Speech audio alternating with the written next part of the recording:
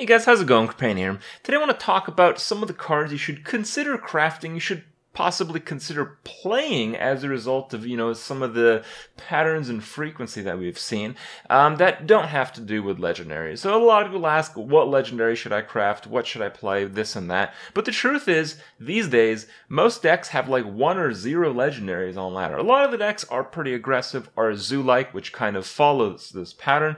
But nonetheless, my point is there are a lot more of the other cards that are very important to take note of that I think, in general, most people aren't really giving enough attention to. So what I'm going to go over here is going to be kind of the statistics from what Tempo Storm decided were like the best decks in the meta. And, it's going to have like numbers and stuff. Like this is for the commons. You can see the score. This is based on how frequently they pop up in the best decks listed on the website. So the number, in my opinion, doesn't really mean very much. Like if it's 113 or like 90, it doesn't actually matter. But it does kind of give you a bit of a pattern so you can understand what are the cards that you very frequently see in the game. And these are generally cards that if you don't own them, you should consider crafting them very seriously, and you should consider putting them in most of your decks. So that's what we're going to talk about today. So we can see off of their list here that out of the common cards, the most used one by far is one of Acolyte of Pain. A lot of decks have one Acolyte of Pain, and we can see Acolyte of Pain, I think it's number 6 on the list there. So we see that a lot of decks also have 2 Acolyte of Pain. So while it's very inefficient to craft anything, particularly commons and rares because you so frequently get them from packs, I figure that still doesn't apply to most people. Most people play Hearthstone, don't put in any money or put in a very small amount of money, and it's very important to get the most bang for your buck. It's very important to get, if you have no bucks in, it's very important to get the most out of the little bit of gold and dust that you've managed to collect. So with that in mind, you really need to consider some of these. The reason why Acolyte of Pain is at the top of this chart is because Acolyte of Pain is a 3 health 3 drop that usually draws 2 cards. And if you compare it to a card like Arcane Intellect, which is a played card in most mage decks, it's just way better because it generally does draw you 2 cards. Sometimes it draws you 1, but because so many decks are aggressive, so many decks are zoo-like, a lot of the damage that's going out is in the 1-2 department. And if it's higher than that, you can usually proactively remove those threats off the board so your Acolyte does actually deliver on the 2-card value. Sometimes it delivers on a 3-card value. So I feel the average is closer to 2, and because of that, it's just a way better Arcane Intellect. It's one that interacts with the board, it absorbs health, which essentially heals you, it does damage, and it draws the same number of cards in the end. Acolyte of Pain should be in every single budget deck. In the control decks, even in the aggro decks, if you want to refill your hand, you can consider Acolyte of Pain. I'd play in almost every single zoo deck that isn't Warlock, because draw, again, is so important in those.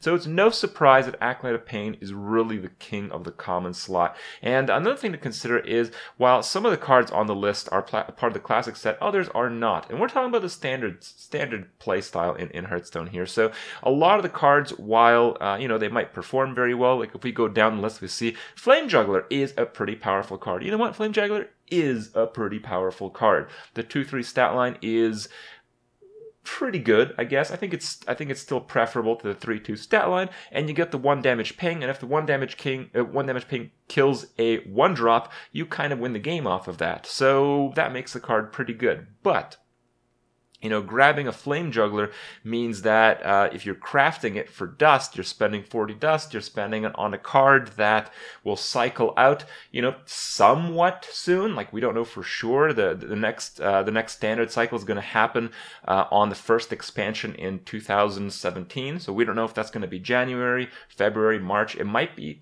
earlier than we think.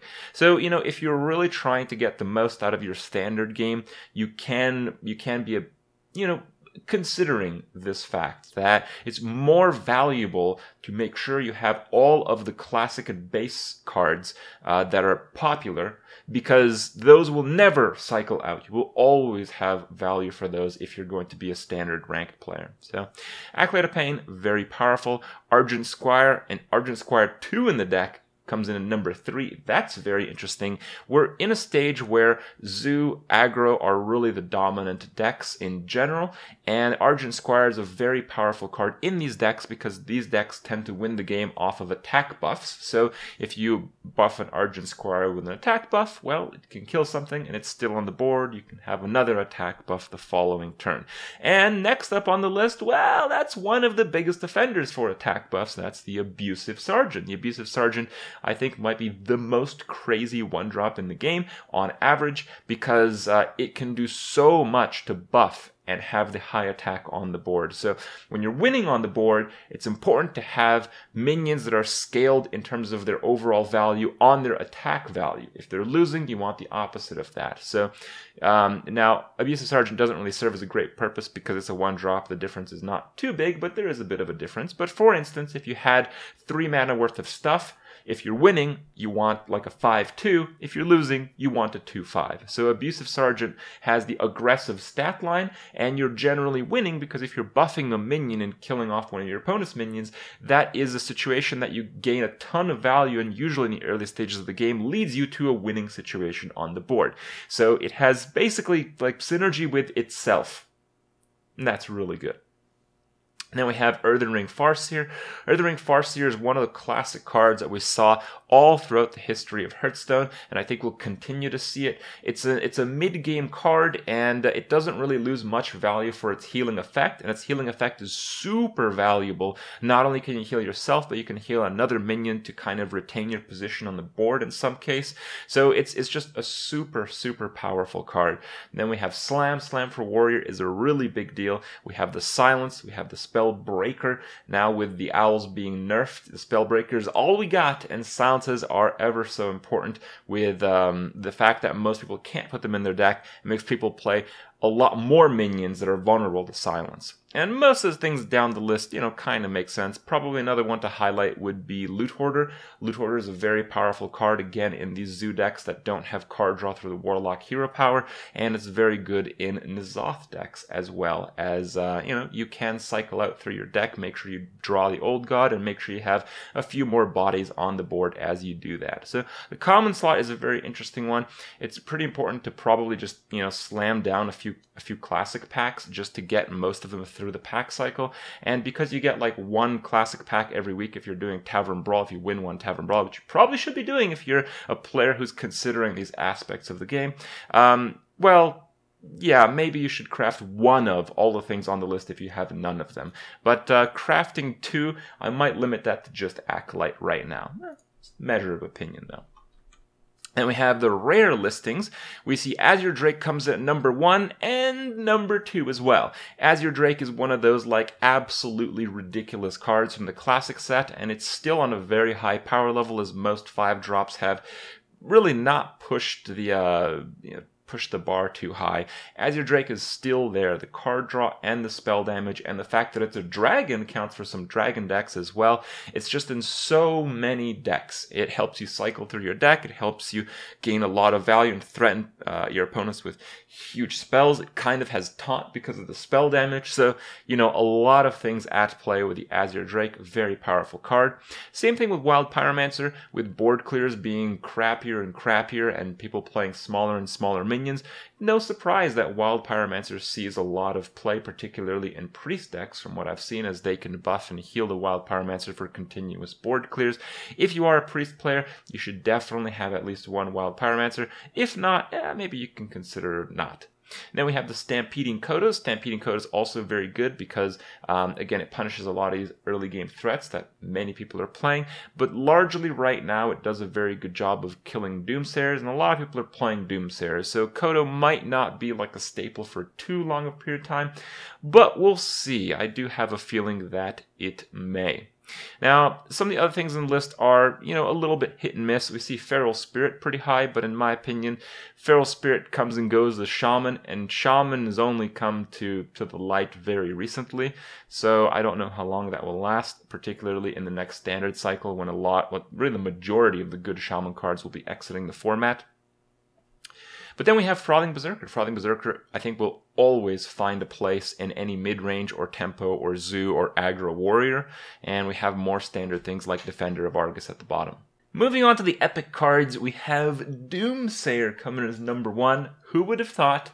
Doomsayer is a very popular card. Now, the main reason this is there are just not that many useful epics, but Doomsayer is certainly one of them. Doomsayer is the answer that most mid-range and control decks need to keep up with the aggressive and zoo decks out there, as it's just we're really lacking tools to clear the board, to reset the board in the early stages of the game, particularly neutral answers, and Doomsayer kind of one-ups that. Whenever Doomsayer survives and actually goes off, you have board control, you have initiative as the control player moving into that turn. So not only is it a board clear, but it's like a turn pass in the early game, and usually used against decks that have to kind of mount up a lot of early game damage and build up to their end game burst. So it really is the end all be all of win conditions against the zoo decks as control decks. So no surprise, number 1, number 2, clear cut, just very powerful stuff. Now, I thought that in Whispers of the Old Gods, with so few aggressive cards being released, we will eventually and almost definitely see some kind of control metagame. And we didn't see that. So I think this just means that we will basically never see a control meta in Hearthstone, really ever. I really doubt we're ever going to get a situation as good as this one. Now, there are definitely some powerful control decks out there, but most people are not playing them. Right now, ladder is like 85% mid-range, not really like mid-range, just aggressive mid-range decks.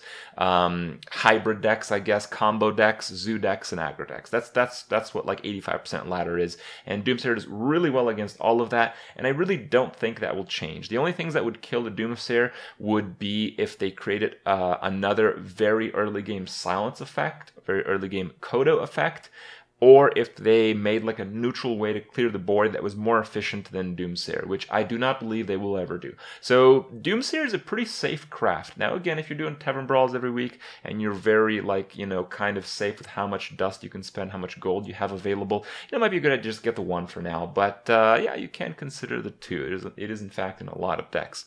Next up on the list we have Doomhammer. Doomhammer is one of those cards that I think a lot of people thought would be nerfed in the stage of nerfs that they had when they introduced the standard format. It was not. It's still a ridiculously powerful card, and because it's in the core set, I really think eventually it might be nerfed. So I think that Doomhammer is just a decent card to craft if you play a lot of Shaman, because it's kind of one of those no-risk cards. You'll always have it available in the standard set unless it gets nerfed. If it gets nerfed, you get the full refund, so no big deal. And number 2 neutral on the list is the Sea Giant. Sea Giant's a pretty interesting card. It sees quite a lot of play in the Zoo-style decks, mostly in Warlock though. So if you like playing Zoolock right now, you'll probably like playing Zoolock forever because the experience is largely the same, and considering that, Sea Giant will generally find a place. I don't think you should craft 2 Sea Giants, however, 1 is generally good enough. Now, most of the other cards are fairly fringe cases. I mean, you can see the list for yourselves. If you do enjoy playing a particular class, then definitely go for crafting one of those. A good example would be like the Cabal Shadow Priest, Cabal Shadow Priest is just so incredibly powerful that it'll probably just find its way into most priest decks for the rest of Hearthstone's life. Like, it's just going to be that. It's too good of a card to give up. So, yeah, if you like playing Priest and you think you will always like playing Priest, there's no harm in doing some of that. And obviously, this is mostly a guideline to show you guys what people are doing right now and what cards kind of work. And really, at the end of the day, you're going to be the one deciding on what you want to play and adapt these kind of guidelines and suggestions to your own playstyle. So I do hope I've been of help. I do think it's great that these statistics are out there.